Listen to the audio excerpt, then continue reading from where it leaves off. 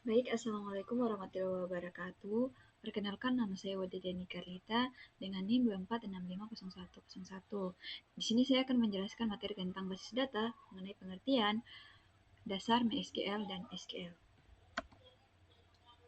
Pengertian basis data. Basis data adalah kumpulan data yang terorganisir untuk memudahkan penyimpanan, pengelolaan, dan pengambilan informasi. Dan fungsi basis data meliputi penyimpanan, data terstruktur, memfasilitasi query dan laporan, serta menjaga konsistensi dan integritas data.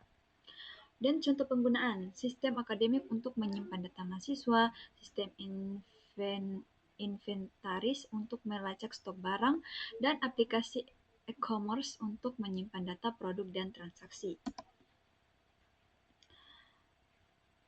Kemudian, gambaran singkat tentang XMPP.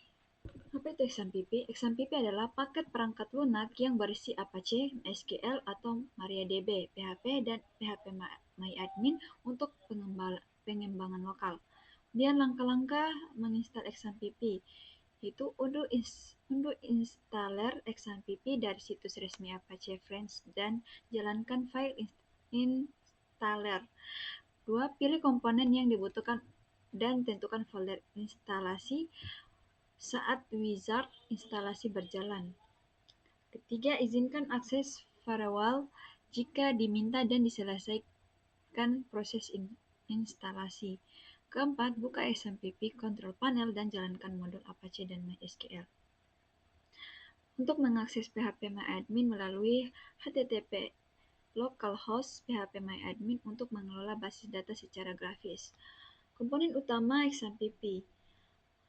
Pertama itu ada Apache. Apache adalah web server untuk menjalankan aplikasi berbasis web secara lokal.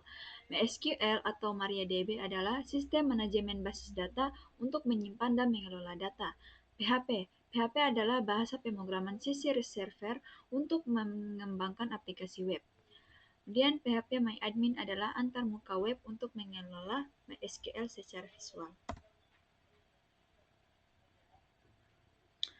Apa itu MySQL? MySQL adalah sistem manajemen basis data relasional atau RDBMS open source yang banyak digunakan untuk aplikasi web dan pengembangan.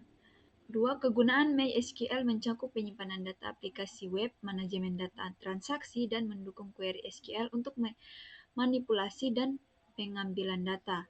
Tiga, kelebihan MySQL meliputi performa tinggi, dukungan komunitas luas, dan kompatibilitas dengan banyak bahasa pemrograman dan lisensi open source. Jenis-jenis perintah SQL. 1.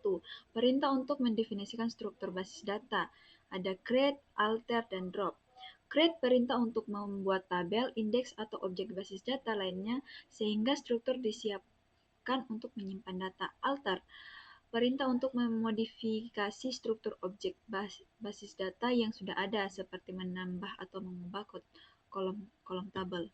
Kemudian drop, perintah untuk menghapus tabel atau objek basis data lainnya secara permanen dari sistem.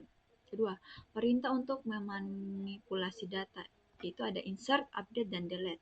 Insert perintah untuk menambahkan baris data baru ke dalam tabel sehingga data tersimpan. Update perintah untuk mengubah data yang sudah ada pada baris tertentu berdasarkan kondisi yang ditentukan. Delete perintah untuk menghapus baris data dari tabel sesuai kriteria yang diberikan. Ketiga, perintah untuk mengambil data, yaitu ada select. Perintah untuk mengambil dan menampilkan data dari satu atau lebih tabel berdasarkan filter dan kolom yang dipilih. Operator logika pada SQL, itu ada AND, OR, NOT dalam kondisi where. AND digunakan untuk menggabungkan dua kondisi sehingga kedua kondisi harus bernilai true. OR digunakan untuk menggabungkan dua kondisi sehingga salah satu kondisi cukup bernilai true. Sedangkan NOT digunakan untuk membalikan nilai kondisi menjadi kebalikan dari kondisi tersebut. Contoh N yaitu select from mahasiswa where jurusan Informatika N angkatan 2023. Untuk contoh OR, select from produk where stock null or status pre-order. Untuk contoh not select from user were not active sama dengan nol. Itu saja penjelasan dari saya, lebih dan kurangnya mohon dimaafkan. Wabillahi taufiq wal hidayah. Wassalamualaikum warahmatullahi wabarakatuh. Bye.